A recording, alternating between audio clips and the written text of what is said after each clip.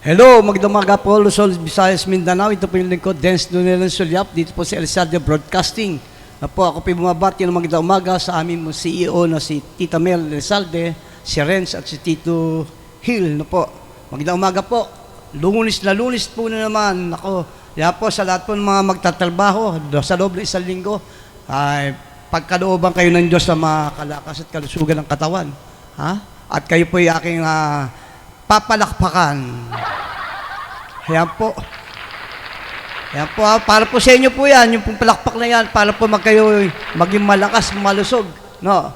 At magandang umaga po sa lahat po, ng mga Pilipino, na sana po maging maayos po ang kalagayan ng bawat isa sa atin. Ngayon po, ating pong batiin po na muna po natin yung pong ating kaibigan na dati rin pong mamamahayag na ngayon po na kanya nagdiriwang na kanyang kaarawan, si Vivian Palacio. Ito Vivian Palacio, yung pong ating po isa sa maganda po namin naging kasama sa papamahayag. Ngayon po naman po, unahin po natin ang ating pag-uulat. Magkakaroon po ako ng pag-uulat sa loob po ng kalahating oras. Dahil po ako po meron din pong gagawin dahil po ang aking may bahay ay kasalukuyan po nasa ospital. Nagpapacheck up na po. At siya po yung aking pupuntahan dahil hindi na po ito pwedeng maglakad na maayos dahil po ito merong karamdaman. Okay Ito po, areas of concern ng BSKE, tinututukan ng PMP. Ay talaga mainit. Yan po darating na eleksyon na yan. Lagi ko po sinasabi sa inyo na dapat po talagang linisin ni Chairman, ni Commissioner, Commissioner Garcia, yan pong COMELEC. Dahil po marami pong naging pangyayaring hindi maganda yan, nakaraang mga eleksyon. Nabahira na kung ano-anong bagay na hindi maganda. Ngayon po, patuloy po nililinis yan. Talaga po yung mga flying voters, kung ano po ang mga nandyan sa loob ng COMELEC, talaga pong yan po lilinisin muna para po sa maging maganda itong pong barangay sanggunian election at doon po sa darating pong mga halalan. Kaya ito po areas of concern ng BSKA, tinututukan po ng PMP. Tiniyak po ng Philippine National Police PMP na patuloy ang kanilang isinasagawang monitoring sa mga areas of concern kugnay po sa nalalapit na barangay at sangguniang kabataang election, BSKE. Ito pong darating na Oktubre. Ilang buwan na lang po yan. Pagtungtong po ng file ng certificate candidacy, makikita nyo na po yung talagang kulay ng inyong pong eleksyon ng inyong barangayan. Ayon po kay PMP Chief General Benjamin Acorda Jr. sa kanya pong pagbisita sa Police Regional Office 11 sa Davao City, puspusan po ng monitoring na kanilang ginagawa upang agad mabigyan ng solusyon at maagapan ang posibleng gulo. Kasamaan niya sa tinitingnan ng kapulisan ang history ng political rivalry ng mga identified na lugar sa bansa. Nilinaw po ni Acorda na kasama nila sa Armed Forces of the Philippines ang Commission on Election sa pag-identify ng mga lugar na ilalabas nila upang sa listahan kapag naisa pa nila ito sa kanilang sinasagawang coordination meeting. Hindi pa po talagang totally final. Magkakaroon pa po sila ng isa pang pag-meeting na talaga pong pag-uukan nilang pansin ito pong mga listahan yan, ng mga ano na yan, mga concerned citizen, concerned na areas na talagang dapat po nilang tutukan. Bukod po sa identify sa areas of concern, kasama rin po sa paghahanda ng kapulisan ang nalalapit pong eleksyon na paghahabol sa mga loose firearms, pagbuwag sa mga private arms group, na paghahanap ng mga most wanted person na posibleng gamitin bilang hitman ng ilang politiko. Hangad anyan ito nila na maiayos at mapayapang halalan ng BSKE.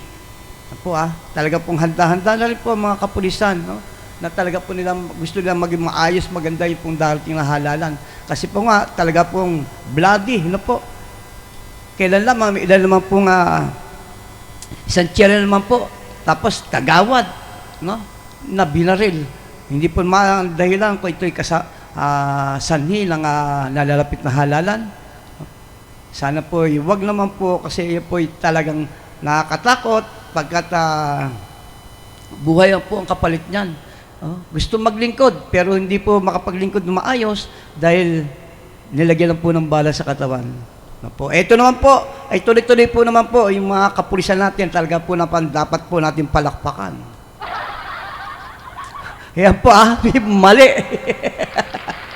Ito po, ako po nagkamali, humingi po pamanin. Ito po palakpak para po sa ating mga kapulisan na talagang ginagawa ang kanilang tungkulin. Yan po ay sa may kahabaan po ng abilida, rekto, no po. Yung po mga pulis buhat po sa Porsinto 11. Diyan po sa may Misik, no po, diyan po sa Chinatown Mall, no po. Yan po mga kapulisan nila na nanguhuli ng mga salanilita ng mga motor na walang lisensya, yung mga nagda-drive, walang helmet, walang rehistro, no po.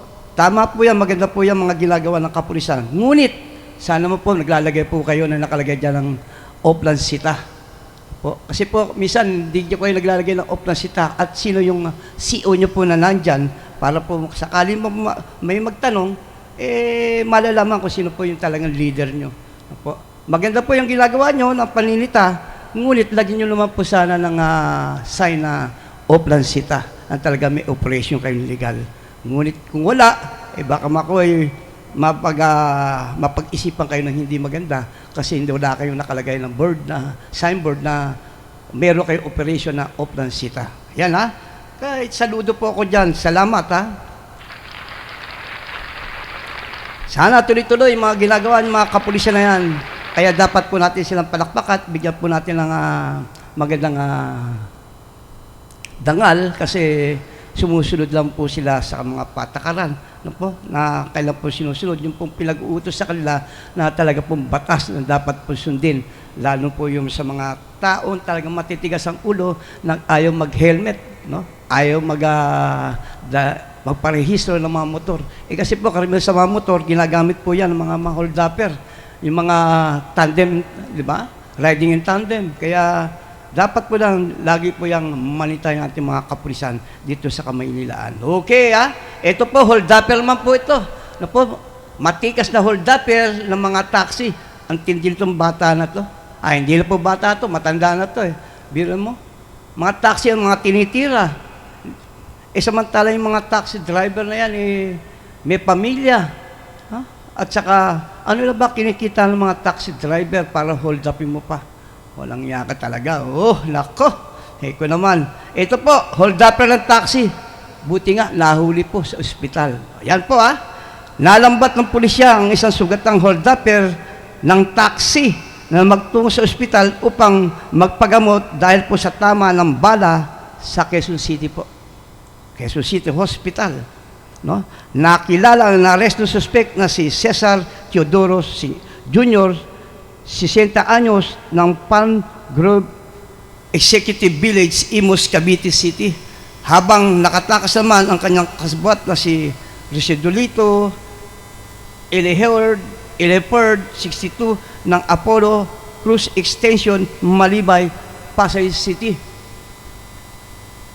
Batay po sa ulat, dakong alas 8:20 ng gabi na maganap ang insidente sa Tabayog Street, kanto po ng NS Amurato Street sa Quezon City. Nauna rito, namamasada ang taxi driver, hindi na po pinangalanan ng biktima ng parayan siya ng isang suspect sa Baclaran at nagpatid sa Santa Catalina, Banawe City, Banawe Street, Quezon City. Ganyan man po pagsapit po sa Tabayog Street, ay bigla po umanong natutukan ng baril ang suspect, ang biktima, at nag-declare po ng hold-up. Dahil sa takot, mabilis na tumalo ng biktima mula sa kanyang taxi habang tumatakas ang mga suspect sa kanyang taxi. Namata naman ng mga alertong pulis ng PS1 ang nagsagawa ng cover patrol. Nagsumbong ang taxi drivers kaya mabilis na rumesponde ang mga kapulisan. Nagsagawa ng hot pursuit operation ng mga pulis, ngunit binangga ng mga suspect ang sila sa kanilang motorsiklo. Pinaputukan ng mano sila ng mga suspect kaya gumanti ng mga putok ang mga pulis at tinamaan ang isa sa kanila, ngunit nagawa pa rin makatakas ang mga ito. Launa ay nakatanggap po ang mga tauhan po ng PS1, PS11 mula po sa ospital na isa pong pasyente na may tama po ng bala. Kagad naman po nagtungo sa paggamutan ng mga pulis at bigla po tinutukoy ng mga pasyente na siyang humold up sa kanya, kaya agad itong inaresto. Na-recover po sa mga suspect ang isang kalibre 38 na baril na kargado po ng 4 na bala, balisong, 2 IDs, isang itim na body bag. Inahanda na po ang kinakaulang kaso laban po sa suspect. Nako po, yan po ay talaga po yung taxi talagang madalas po yan na-hold up po. Pero dapat naman po maawa na po kayo doon sa mga taxi driver na yan. Nako, konti lang po ang kinikita niyan, tapos ginagawa niyo po na hindi maganda. Po? Di rin po natin masisi yung pong taong mga nang hold up, kung ano po talagang, nako, sanay na po yan sa mga ganyang bagay. Po, hindi po nangingilala, hindi nangingilig, nangangamba, kasi po, gawain po nila yan, yung pong gumawa ng bagay na hindi maganda sa kanilang kapwa. Biro mo, taxi driver lang, magkano lang kinikita niyan. Nako po. Shoutout po muna po tayo. Ano po? Batiin po natin, magandang umaga, ang ating pong kapatid na si Arnold Mendoza. Ano po? Ang ating pong kapatid sa pamananampalataya sa Corpus for Christ. Ano po ang aming team leader at kanyang may bayan na si Amy Mendoza. Salamat sa panonood, kapatid. At yung pong ating anak ng ating pong kapatid sa mamahayag na si Ed Zacarias, si Lovely. Ano po? Tweety Zacarias, na ngayon po, nanti po, alam ko, nasa Saudi. Kamusta ka dyan? Ingat-ingat. Maingat yung lugar lang yung pinuntahan. At alam ko na nagtsatsaga ka para sa yung pamilya at yung magulang. Okay, ha? At yung po aking po pamilya, ano po, dyan po sa may Dagupan Street, ano po, si Faith, si Bok, ang aking apo na si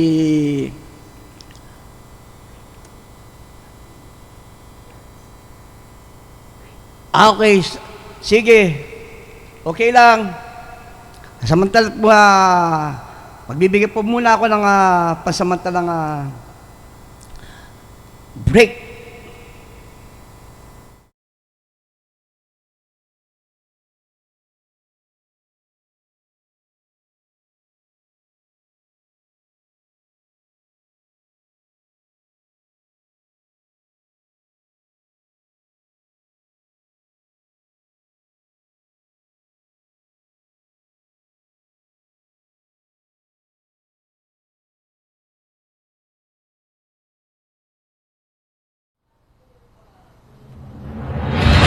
Si Fernan Hota sa Alerto Balita, tumatalakay sa isyu ng lipunan, pulisya at barangay at iba pa.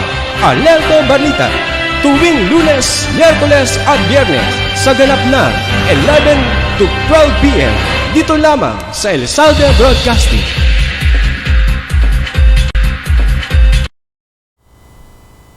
Okay, magandang umaga po muli.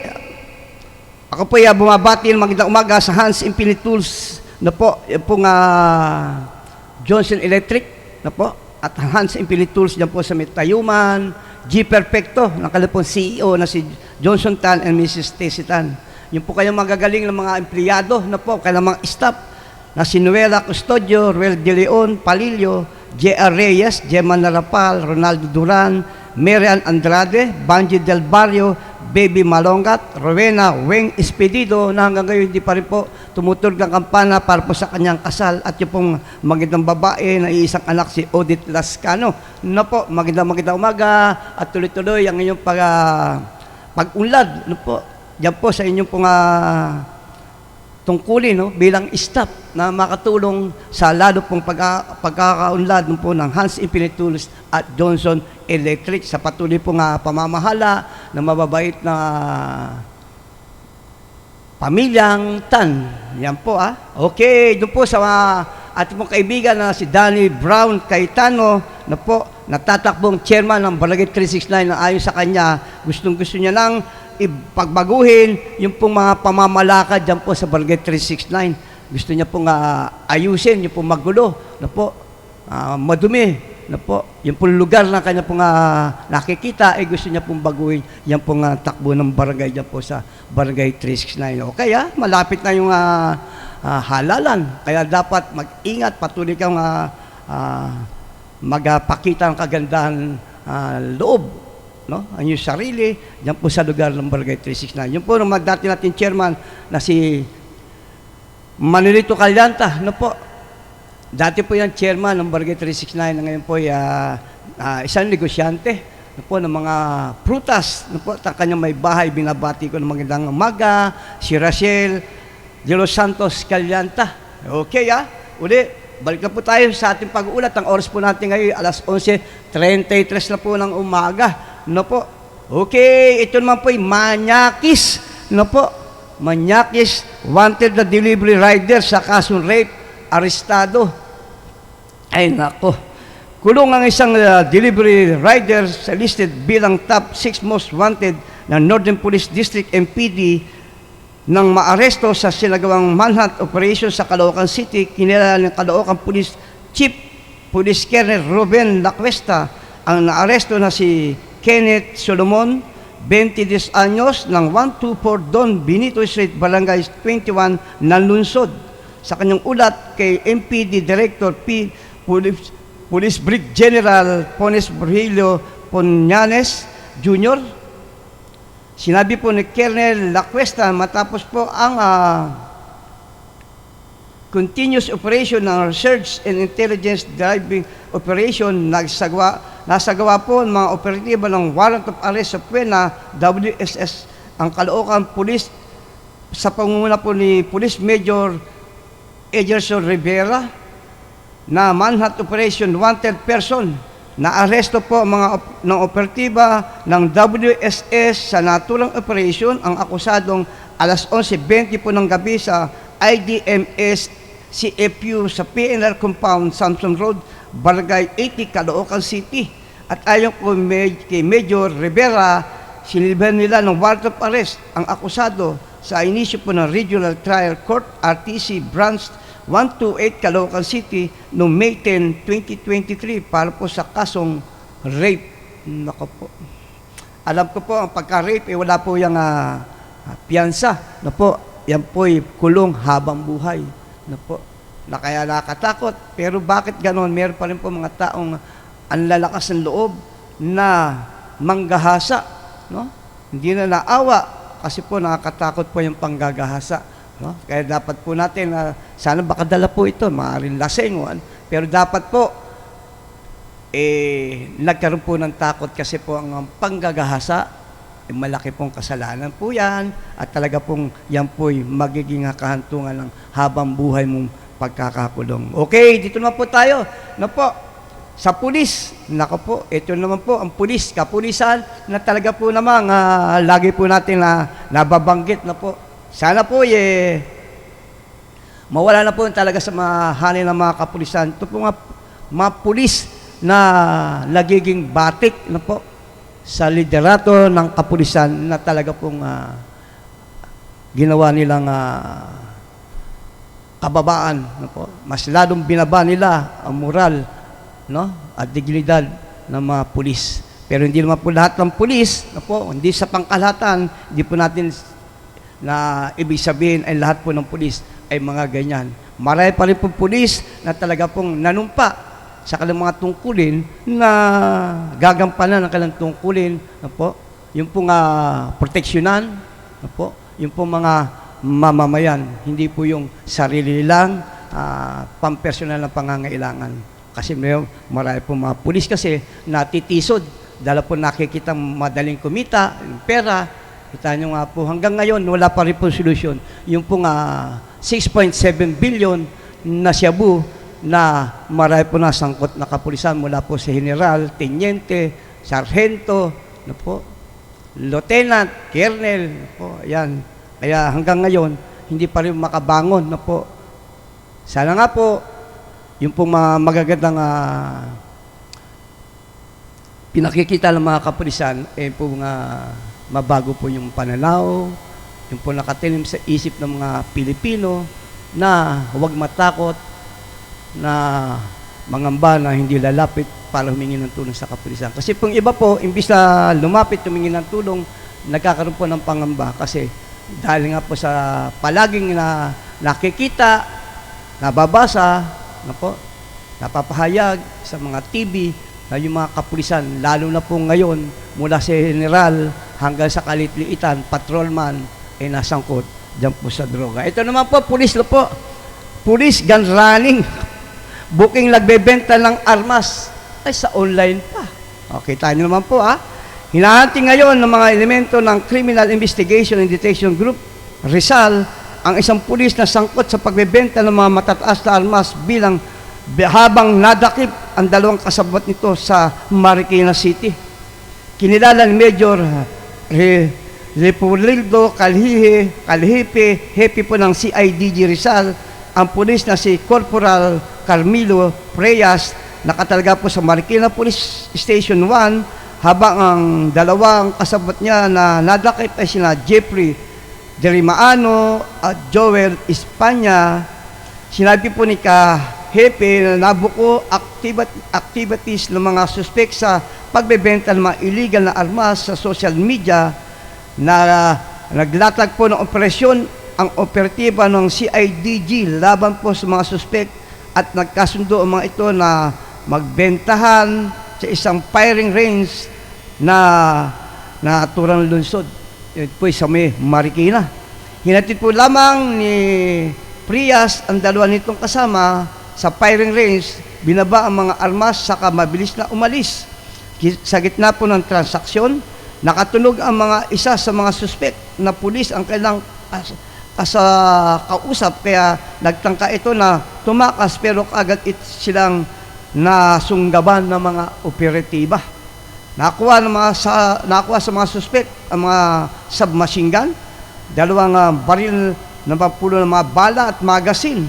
Nahalap po sa kasong paglabag sa Republic Act 10591, Compressed Firearms Ammunition Regulation Act, ang mga suspect. Kita nyo naman po, pulis, ang pinaka-leader na nagbebenta ng mga matataas na armas. Nako po, yan po panibagong kasiraan na lang po sa mga kapulisan. Sana po matigil na po yan. Paano pa kaya maititindig o maitatayo yung pong mga magagaling pong general na nakaraan na talagang nagbuwis buhay para sa kagandahan ng pong akalang mga profesyon bilang isang pulis na nanumpa na talagang magpoprotekta sa mga mahihirap na tao, yung mga taong talagang nangihingi ng tulong, no? Para po sa mga pangyayari, kung mayroon man pong mga bagay na hindi maganda sa kanilang buhay, no po? Lalapit po yan, hihingi ng tulong kasi alam nila, ang pulis, ang dapat pong hinga ng tulong para po sa mga pangyayaring kung mayroon pong mga bagay na hindi maganda na pangyayari o kaya aksidente, no po? Mga kaguluhan, no po?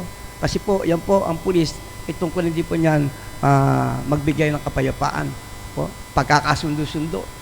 Diba? Pagka nagkaroon po ng kaguluhan, pamilya, o kaya magkaibigan, pagdating po sa presinto, pinag-uusap po yan ng mga kapulisan para sa pagkakasundo. Pero, dahil po sa mga pangyayaring napakalaking iskandalo na naganap po sa kapulisan, mukhang humihina po ang mga taong lumalapit para humingi ng tulong upang po sa solusyon ng kailang suliranin. Nako po, yan po. Sana po, mabago po ang isip ng mga Pilipino dyan po sa mga kapulisan na talaga po naman. Hindi lang po kasi lahat ng pulis. Meron po kakilalang pulis na ngayon po Station 2, Commander na po, si Colonel Jun Ibay na po. Ayan po yung taga-Tondo. Na po. Na talaga po nakita ko yung husay ng pamamalakad ng ating pong magaling na kernel na yan. Station Commander ng Station 2. Diyan po sa may Santo Niño. No po? Ay talaga po naman hangaan nyo to. Kasi bukod sa mabait, magaling ama sa kanyang mga anak, sa isang pamilya. Po. Nakita ko po yan. Kasi po ako'y taga-Tondo rin. Malapit din po sa kanyang lugar. Ako'y taga-Dagupan. Siya naman dyan sa may Mariones. No po? Malapit po siya sa may Tondo High. Yan po si Ker Jun Ibay, na talaga po naman nakita ko yan. Kita niyo po yung hawak niyo ng presinto 1 po. Siya po nagigpit diyan po sa mga half-naked na mga standby na may hilig po kasi mga sa Tondo, ang hilig-hilig po yung mga naka-standby, naka-short, walang damit, naka-standby sa kalye, mga marites pa, doon po sa kalye. Po. Yung po mga droga, po, yung mga jumper din po sa Road 10, yung mga sumasakay sa mga truck, tapos ninanakaw kung ano man nanakaw doon po sa kailan sinasampahan. Po, yung po mga lasinggero, yan po sa mga kalye. Po. Kaya po kita nyo po, bago po siya nalipat dyan po sa Presinto 2, po, natandaan nyo po yung nagkaroon po ng kaguluhan, yung po ng maril, yan po, nagbigay ng takot, yan po sa buong balot. Ay, na po, yan po, sinold po yan ni Colonel Ibay. Kaya, saludo po ako dyan, mula po nang nakilala ko yan, si Colonel Jun Ibay. Yan po, nung nandyan po ako, sa may City Hall at saka MPD na po. Yan po, ang akin po palagi kong pinagmamalaki na talaga po ginagampanan ng tungkulin bilang isang mahusay na pulis. Yan po, opisyal ng pulis na dapat po natin saluduhan. Okay! Salamat, Colonel Ibay, sa kabutihan na patuloy mong ginagawa sa ikabubuti at kagaganda ng Tondo. Kasi ang Tondo ngayon, maihanay mo na po yan. Kasi pag ang Tondo noon mga nakarang mga ilang taon, pagyan po natin mga 20 years na ang Tondo, pag sinabi, taga saan ka? Taga Tondo. Ay naku, taga Tondo, maraming walang iya dyan. Maraming hold-upper, maraming mga siraulo. Pero ngayon, pag sinabing Tondo, ay nako, Tondo, isa po sa gumagandang lugar. Puntahan niyo po yung Moriones, na po, ay nako, maihambing niyo po yan sa isang park na talaga po namang gusto niyo magpahinga, na po, may fountain, may mga magagandang halaman, na po, nakatanim, no? Tapos meron po dyan mga kainan, na po, talaga po makikita mo na talagang malaki ang pagbabago ng Tondo, lalo na ngayon sa pamamahala ng ating magaling na kaibigan, si Colonel Jun Ibay. Okay! Ito naman po, yun po sa mga, ito'y dala po ng pagiging maramdamin sa mag-asawa. Ano po? Minsan po, kasi bilang lalaki, kagaya po ng lalaki, na po, minsan may pagkakataon na magkakasama, magbabarkada, magkakaroon ng konting inuman. Ngunit, pagka nabigyan mo ng hindi magandang bagay, yung mister, baka po ito'y maging sani ng kamatayan. No po? Baka mapahiya. Ito po, no po, senglot, nagdamdam dahil kay Mrs. nagbigte. Yan po, nako. Pagtatalo dahil po sa madalas ng pag-inom ng alak na naging maaaring dahilan kaya nagpatiwakal ang isang lalaki. Ito po yung naganap sa Tondo, no? Linggo po ng umaga, naisugpa sa Gat Andres Bonifacio Medical Center ang biktimang si June Alexis Dorwigo ng Madrid Street, Tondo, ngunit idineklarang dead on arrival sa pagamutan. Ayon po sa investigasyon ng MPD Station 1, natagpuan nakalambitin ang biktima alas 8:30 ng umaga sa loob ng kanyang kwarto sa ikalawang palapag ng kanilang bahay. Ngunit shoelace, sintas po ng sapatos ang ginamit na po. Sa investigasyon, nagkaroon po mano ng pagtatalo ang biktima at ang kanyang may bahay na si Jerry dahil po sa patuloy nitong paglalasing. Ganyan mo may kinabukasan, natuksan lamang ng ginang ang biktima na nakalambitin sa kesame ng kanilang kwarto ang kanyang asawa. Patuloy po ang inimbestiga ng pulisya ang insidente kung may mga naganap na foul play o sadyang ginamdam ng biktima ang pagtatalo nila ng kanyang misis. Ay, nako po. Yan po. Kasi po minsan, meron po magiging maramdamin bilang isang tao. Natural po yan. Ngunit, pag po minsan na pahiya, na po. Kasi hindi matanggap ang pangyayari na kanya ang may bahay sa kanyang pagtatalo dahil sa kanyang pag-iinom, nagiging sanhi po yan. Minsan, nang wala sa sarili at kinikit-kilin ng kanyang buhay. Pero mali po yan dahil po, natural lang po sa mag-asawa na magkaroon po ng ganyang pag-usap o pagtatalo, ngunit hindi dapat tumantong sa kamatayan. Kasi mas higit, nagiging masakit pagkat iniwan mo ang tungkulin bilang isang ama sa iyong mga anak at sa iyong asawa. Dahil lang sa pagsasabi sa iyo ng hindi magandang, tigilan mo na ang pag-iinom pagkat hindi po maganda naman po, sobrang laging umiinom. Natural po uminom, ako po umiinom din po ako. Swerte na po sa akin yung 1 bote, 2 bote. Kasi alam ko, pag sumobra, makakasama rin man po sa akin sarili. Pagbigyan ko lang po ang aking kaibigan o aking kumpare, no? Para po wag masabing wala kang pakisama. Ngunit kung kinakailangan tumanggi, dapat ka tumanggi kasi sarili mo yan. Pagka nagkaroon ka ng problema at sakit sa iyong sarili, ikaw rin ang masasaktan at ang iyong pamilya, hindi ay yung kaibigan. Kasi ang kaibigan, mayroong hangganan, ngunit ang pamilya, tuloy-tuloy yan. Tuloy-tuloy yan, lalo po sa mag-asawa, pagkat iya'y sinumpa nyo sa harap ng altar, till death do us part. Kaya po sa pagtatalo, ay dapat po natin balansin na po. Dapat po natin pagkalooban ng mapayapang pagsasama, pagmamahalan. Sabi nga po, magtitiis kayo kung ano po maging kahantunan ng inyong pagsasama. Mas masarap, nagkakaunawaan, nagmamahalan, at laging nagkakaunawaan, nagbibigayan, at pagpapadama ng pagmamahal. Okay Ito po ang oras po natin ay meron pa po ako 2 minuto para po mag-ulat. Ngunit, batiin ko muna po yung po aking inaanak sa kasal na si Ed. Gagahasin na po at ang kanyang may bahay na si Puso. No po, kita nyo, Puso. Ito po mabait na mag-asawa at kayo po patuloy naglilingkod sa Immaculada Concepcion bilang miyembro po ng Couples for Christ WA2C. Na po, 2C sila, kami naman 2B. Okay magandang umaga at patuloy kang manood sa aking programa at sa lahat po ng programa dito po sa Elsalde Broadcasting.